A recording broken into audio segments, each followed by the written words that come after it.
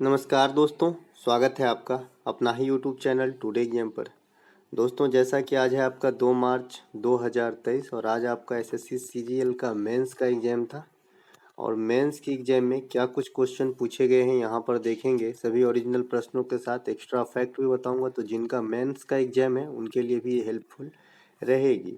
बात करें difficulty level का, तो जिन भाई बंधुओं का मेंस है, मैं बता दूं कि मैथ के जो है अर्थमेटिक सेक्शन से अधिकांश प्रश्न पूछे जा रहे हैं। एडवांस सेक्शन से मात्र 6 से 7 क्वेश्चन पूछे जा रहे हैं।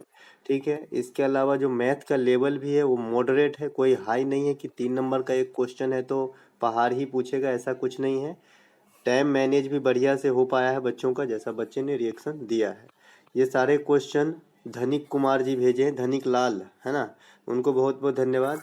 और ये जो है प्रश्न पूछे गए हैं कि निम्न में से भारत के अंदर किस प्रकार की मौसम नहीं पाई जाती है। ये एकदम गूगली भी पूछा गया था, और ऐसा नहीं कि ऑप्शन जो है आपको ज्योग्राफिकल लैंग्वेज में दिया गया था, सीधा सीधा लैंग्वेज में दिया गया था। सर्दी का मौसम, गर्मी का मौसम, बरसात का मौसम, और एक और दिया था जिसमें दक्षिणी और उसके साथ कुछ लगाया गया था, वही राइट आंसर था। ठीक है, तो यहाँ पे सर्दी का मौसम, गर्मी का मौसम और बरसात का मौसम तो पाए ही जाते हैं। साथ ही साथ भारत में जो है उष्णकटिबंधीय मानसूनी जलवायु है। किस प्रकार की जलवायु भाई? मानसूनी जलवायु है। ठीक है, मानसून शब्द की उत्पत्ति जो है मिस्र के भाषा से हुआ है, तो ये भी बात ध्यान रखेंगे। ठीक है, इसके अलावा मानसून शब्द की जो उत्पत्ति है अरबी भाषा से, माफ़ कीजिएगा। इसके अलावा जो हमारा मॉडल मिंटो सुधार कब आया था, प्रश्न पूछा गया था। तो मॉडल मिंटो सुधार जो है ये आपका 1909 में आया था। मॉन्टेग्यू चेम्सफोर्ड योजना इसी का भाई है, ये 1919 में आता है। आप सोच रहे होंगे कि पहले गवर्नर तो एक ही होता था, फिर ये दो आदमी का नाम क्यों, मॉडले मिंटो मॉन्टेग्यू चेम्सफोर्ड। तो इस समय क्या होता था बंधु कि एक सचिव का पोस्ट हुआ करता था। ठीक है, तो जो आप पहले देख रहे हैं वो सचिव होता था, और जो मिंटो है ना वो गवर्नर था उस समय का। ठीक है, इसी प्रकार से जो मॉन्टेग्यू है ये सचिव हुआ करता था, और चेम्सफोर्ड जो है गवर्नर हुआ करता था। लाइक ऐसे समझिए जैसे आजकल भी प्रेसिडेंट होते हैं अपने यहाँ और पीएम होता है। यूं तो सभी बात प्रेसिडेंट के मर्जी से ही होता है, लेकिन करता धरता कौन है? पीएम है। उसी प्रकार से उस समय जो है सचिव और गवर्नर हुआ करता था अंग्रेज के समय में। ठीक है, इसके अलावा जो मॉडले मिंटो सुधार है, इसी सुधार में आपको जो है भारत में सांप्रदायिक चुनाव की बात करी गई थी, यानी मुस्लिम अलग चुनाव करेंगे और हिंदू अलग चुनाव करेंगे। बाद में जो चेम्सफोर्ड योजना आया इसमें तो और ही खंगाल के रख दिया। इन्होंने बताया कि भाई जो आपका मुस्लिम अलग हिंदू अलग, अब जाति आधारित चुनाव क्यों ना करें कि भाई ओबीसी अलग जनरल अलग, इस प्रकार से। और उसके बाद एक जो पंचाट आया था, कैमुनल अवार्ड का नाम आपने सुना होगा, है ना, रैमजे मैकडोनाल्ड के द्वारा, नहीं, कैमुनल अवार्ड पंचायत सांप्रदायिक पंचाट आया था। इसमें तो ये बात कही गई थी कि भाई छोटे जाति अलग बड़े जाति अलग, इस प्रकार से, है ना, हरिजन अलग सवर्णन अलग। तो ये सब बार बार से तोड़ता रहा इंडिया को अंग्रेजों ने, है ना। तो ये सबसे पहले सांप्रदायिक चुनाव की शुरुआत कब हुआ? 1909 मॉडल मिंटो सुधार। सुधार कहा जाता है लेकिन है बर्बादी। जालियांवाला बाग हत्याकांड 13 अप्रैल 1919 को जो होती है। इसके अलावा चंपारण सत्याग्रह 1917 को होती है। तो जिनकी भी आने वाले समय में एग्जाम है, जितना बात अभी दोनों आंदोलन दोनों सुधार से मैंने कहा, जरूर ध्यान रखेंगे। इसके अलावा भीमबेटका गुफा किस राज्य में है? कल ही बताया था जी, भीमबेटका गुफा, सांची का स्तूप और खजुराहो का मंदिर, ये तीन विस्तृत जो है एग्जाम में आने की पूरी संभावना होती है इन तीनों चीज़ों की, और तीनों मध्य प्रदेश के अंदर है। भीमबेटका की गुफा मध्य प्रदेश में स्थित है। भीमबेटका गुफा यूनेस्को में भी शामिल है। यूनेस्को में टोटल कितने स्थान शामिल है इंडिया का? 40 स्थान शामिल है, जिसमें आपका 32 जो है अमृत संस्कृति वाला साइट है, और 7 जो है आपका नेचुरल साइट है, और एक जो है मिश्रित साइट है। मिश्रित साइट के अंतर्गत कंचनजंगा नेशनल पार्क है जो आपका सिक्किम के अंदर स्थित है। इसके अलावा अहमदाबाद और जयपुर को जो है विश्व विरासत शहर के रूप में इंडिया की तरफ से नॉमिनेट किया गया है। भीमबेटका, सांची का स्तूप और खजुराहो का मंदिर, ये तीनों आपका जो है कहाँ पे है? मध्य प्रदेश के अंदर है, जिसमें सांची का स्तूप जो है मौर्य राजा अशोक ने बनवाया था। इसके अलावा जो खजुराहो का मंदिर है ये आपका चंदेल शासकों के द्वारा बनाया गया था। इसके अलावा अजंता की गुफा और एलोरा की गुफा, ये दोनों ही महाराष्ट्र के अंदर है, अजंता की गुफा और एलोरा की गुफा। और इंडिया में जब सर्वप्रथम यूनेस्को का 4 चीज शामिल किया गया था यूनेस्को के अंदर 1983 में, तो उसमें 2 चीज जो है, एक अजंता गुफा और एक एलोरा गुफा, एक ताजमहल और एक आगरा का किला, ये चारों को सर्वप्रथम शामिल किया गया था। इसके अलावा गेटवे ऑफ इंडिया भी जो है आपका, हाँ एक चीज और याद रखिएगा, एनटीपीसी में पूछा था कि जंजीरा का किला कहाँ है। ठीक है, तो जंजीरा का किला जो है ये भी महाराष्ट्र में ही है ना, महाराष्ट्र में ही है, समुद्र के किनारे, समुद्र के बीच में स्थित टापू जैसे जंजीरा का किला है, तो ये भी ध्यान रखेंगे। इसके अलावा किस राज्य की साक्षरता दर सबसे कम है, पूछा गया था। देखिए, साक्षरता दर में जो बात करेंगे तो यहाँ पे साक्षरता दर सबसे अधिक तो केरल की है और सबसे कम है बिहार की। तो ये काफ़ी कॉमन सा क्वेश्चन पूछा गया था। हाँ, अगर सेकंड थर्ड पूछा गया होगा, जिस प्रकार से सीजीएल की मेंस है, तो इनको सेकंड थर्ड पूछा जाना चाहिए, ठीक है। लेकिन अच्छी बात है भाई, स्टूडेंट का फायदा हो रहा है, अच्छी बात है। सबसे कम जो है बिहार का है, सबसे अधिक केरल का है। केंद्र शासित प्रदेश में सबसे अधिक लक्षद्वीप की साक्षरता दर है दोस्तों, ये बात भी आपको ध्यान रखना है। इसके अलावा एक प्रश्न यहाँ पे पूछा गया था, एक तबकात ए नासरी पुस्तक के किस भाषा में लिखी गई है। तबकात ए नासरी बेसिकली ये जो है आपका मुस्लिम समुदाय से रिलेटेड ये पुस्तक है ना। जिस प्रकार से हिंदू के भी अपने कई सारे पुस्तक हैं, मुस्लिम समुदाय के लोगों के कई पुस्तक है, सिख समुदाय के लोगों के कई पुस्तक हैं। तो ये बेसिकली जो है आपका इस्लाम धर्म से ताल्लुक़ रखते हैं और ये फारसी भाषा में लिखा गया है, तबकात ए नासरी।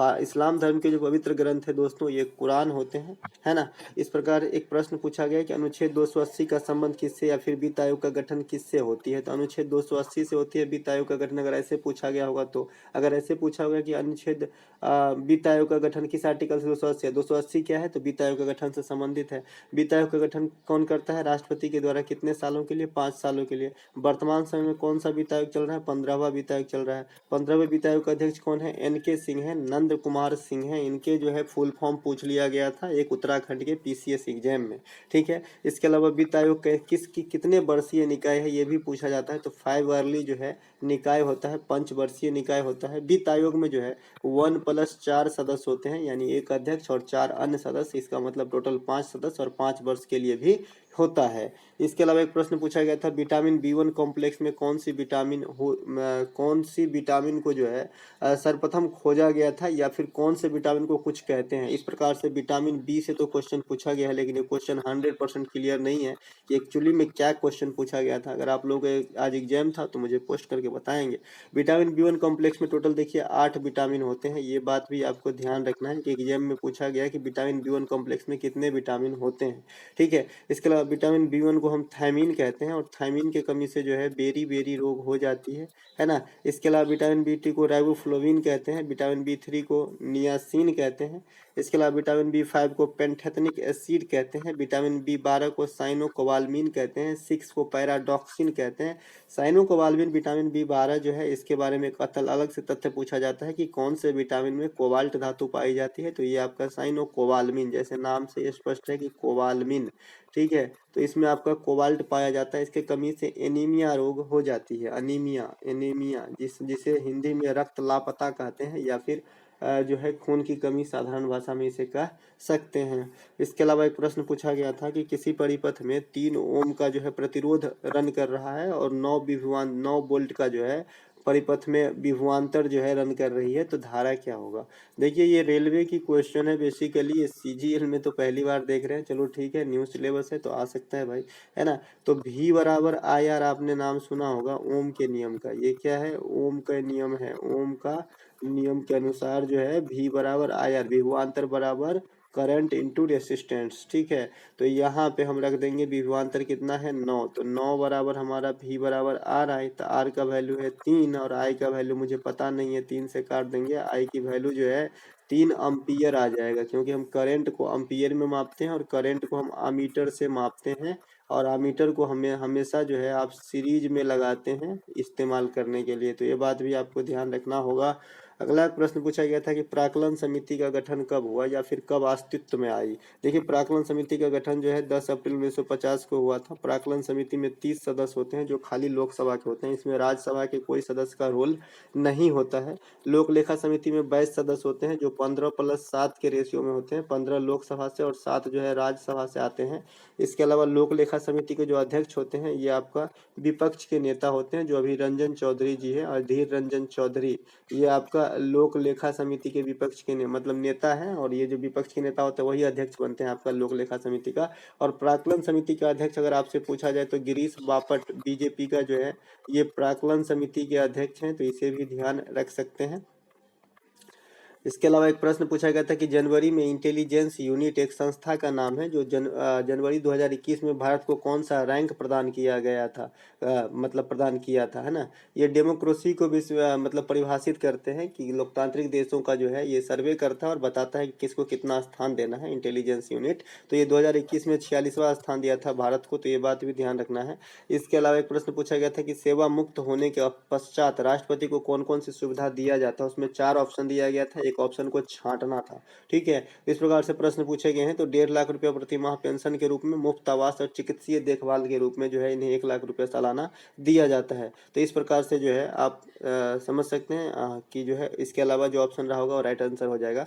वर्तमान में देश के 15वें राष्ट्रपति द्रौपदी मुर्मू है। राष्ट्रपति का कार्यकाल 5 वर्षों का होता है सामान्यतः, है ना। राष्ट्रपति के निर्वाचन में लोकसभा, राज्यसभा और राज्य विधानसभा के निर्वाचित सदस्य ओनली भाग लेते हैं। अनुच्छेद जो 52 से लेकर 61 तक है ये राष्ट्रपति से संबंधित है, जिसमें 52 में कहा गया है कि भारत के एक राष्ट्रपति होगा, 61 में राष्ट्रपति पर महाभियोग है ना। इसके अलावा जो 53 है वो कार्यकाल होता है, कार्यपालिका का प्रधान होता है ना। और जो 54 है वो निर्वाचन से संबंधित है। इसके अलावा जो आर्टिकल 72 है राष्ट्रपति के क्षमादान से संबंधित है। अनुच्छेद 123 जो है राष्ट्रपति के अध्यादेश से संबंधित है। इसके अलावा एक प्रश्न पूछा गया 2021-2022 में 3 प्रथम मानव विकास सूचकांक वाले देश कौन सा है। जैसे कि इंडिया का नहीं पूछा, ये आपका दूर दराज का पूछ लिया कि भाई पहला 3 बताओ। तो पहला 3 स्विट्जरलैंड, नॉर्वे और आइसलैंड को यूएनडीपी ने प्रथम 3 स्थान पर रखा है। भारत को जो है करंट वाला यूएनडीपी यानी ह्यूमन विकास डेवलपमेंट या फिर मानव विकास सूचकांक या फिर एचडीआई में जो है भारत को 132वां स्थान दिया गया है करंट वाला। ठीक है, इससे पिछले जो वाला जो निकाला था यूएनडीपी ने उसमें 131वां स्थान प्राप्त था भारत को। तो दोस्तों ये थे आज के सीजन में आए हुए सभी प्रश्नों का एक एनालिसिस। अगर आपको अच्छा लगा हो तो लाइक कर लेंगे। मिलेंगे हम शाम को एसएससी, सीएचएसएल, सीजीएल और एमटीएस के लिए जो मॉडल सेट लेके आते हैं उस वीडियो में। तब तक के लिए जय हिंद।